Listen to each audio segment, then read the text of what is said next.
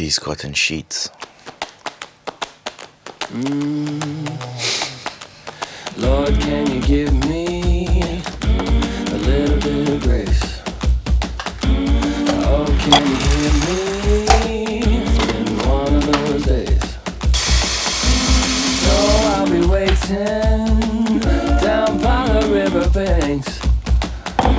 You know I'll be praying, so please don't delay.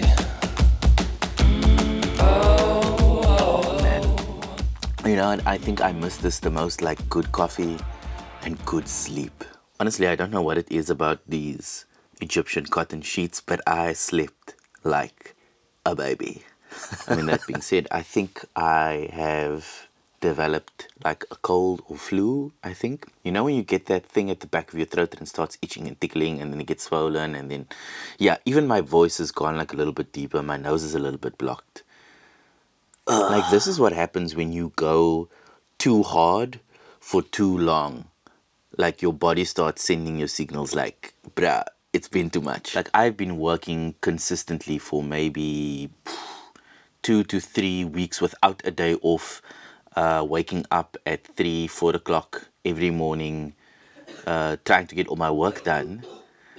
And this is my body's way of going, like, dude, it's been too much. Like, give me a break, give me a break. And I think now I'm getting these kind of flu-like symptoms, which, yeah, is annoying. Now, before anybody freaks out about COVID, I am monitoring myself, and I'm kind of just keeping to myself and isolating. I don't think it's COVID, though. I had COVID back in July, so that was, 6 months ago, and the symptoms are very, very different. But we are keeping an eye on it because, you know, we have to be safe. That said, the COVID numbers in South Africa are really, really, really scary. Like, there were 11,000 cases, and I think half of that, or 6,000, if I'm reading right, 6,168 of them were in Gauteng. Like, what? I mean, aside the numbers, I think the infection rate is the thing that is like the most concerning.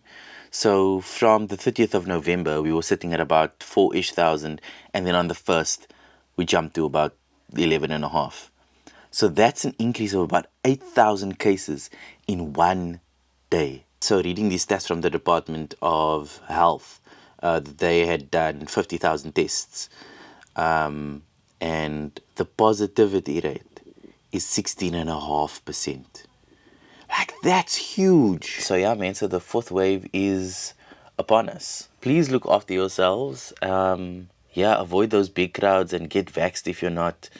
It is December coming up, so yeah, stay safe and keep your family and your loved ones safe as well. Asseblief. Yeah. The washing just never ends. Like, that's the old bedding that was on my bed yesterday that I've now got to wash. Like, I have done 3 loads of washing already over the last 2 days.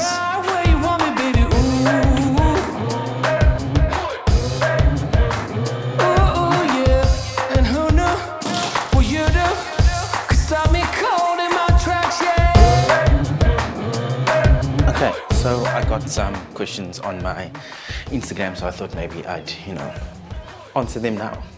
Okay, want to do a YouTube collaboration with me? I would definitely be piggybacking off you.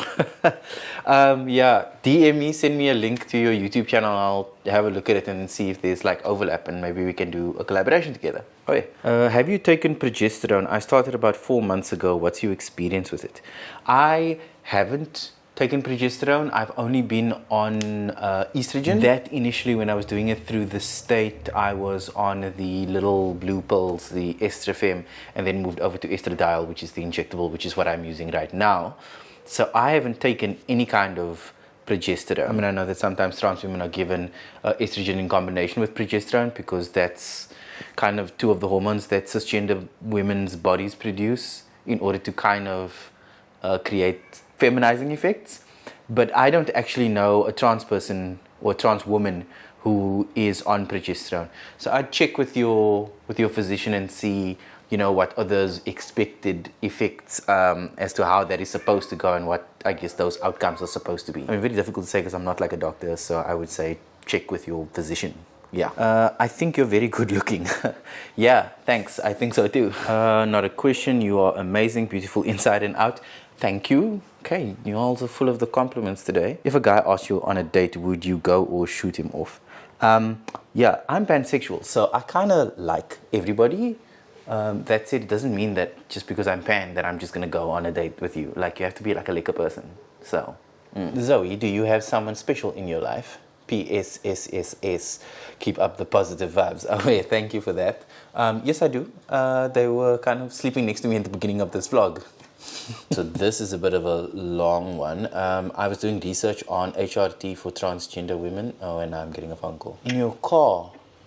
It's in the glove department of my car. So what must I do exactly? Must I get the learner's license and your keys? Yeah, I'm coming through now to collect the learning so that I can just drop one. Okay. I actually have no idea what I'm supposed to be looking for, so let me try and deal with this. So apparently there's supposed to be a learner's license in the glove box here, but I actually can't. Oh, I think it's this. Yeah, okay. Okay, crisis averted. Final question. I'm 18 years old and I was also looking towards starting my transition journey. I was doing research on HRT for transgender people in South Africa, and I ended up watching one of your videos where you explained the process of how you went through to finally get on HRT. This is a long question. You also mentioned that the process became a lot easier when you moved on to private healthcare. This is true. I wanted to know how much I can expect to pay for a period of 5 years for all the costs before and during HRT process in private healthcare specifically. Okay, that's a really dense question and a really difficult one to ask, but I'm gonna try. Pretty much looking at 3 major expenses. The first one is your doctor's consultation fees, the second one is your hormones, and the third one is your blood tests. The doctor's consultation fees are the ones that you will have to do generally every about 6-ish months. So whatever that consultation fee may be for your particular physician in private healthcare, you'd be paying that rate. Bank on it maybe 2-3 times a year. So I'd maybe bank on about 500 Rand for a consultation, depending on the doctor. So you're looking at what, 1.5 in a year for consultations. And then for your hormones, a vial of estradiol valeriate, which is the injectable medication, will run you about 650 Rand for about 6 weeks worth of medication. And then you've got to add the cost of your injection kits on top of that. So maybe all in all, you're looking at roughly about 800 Rand every 6 weeks. Let's say conservatively every 2 months. What is 800 times 8? It's 6,400. You are going to need to go for blood tests roughly twice a year just to monitor your levels. Initially, it's going to be every about 3-ish months. So that is something that you have to make provision for. Blood tests are really, really expensive. I mean, you're looking at about maybe 1,500 Rand to 2,000 Rand for them to do a blood panel, and those are costs that you're going to have to factor in. So maybe you're looking at doing that twice a year initially, and then maybe yearly or annually after that. So yeah, so you can do the maths around that. I mean, I did do a video on this channel already about HRT, the difference between the injectable and the pills, and in that video we covered kind of the costs associated with each. So I would highly recommend you go and watch that video because it does go into some detail around the specifics of that. I will put a link up here somewhere for you to go and check that video out. Cool. Alrighty. Thank you so much for your questions and for sticking around for Vlogmas Day 3. If you are new to this channel and not subscribed already, I will encourage you to hit that subscribe button and turn that bell on for notifications to stay in the loop for upcoming videos. And I will see all of you tomorrow. Ciao.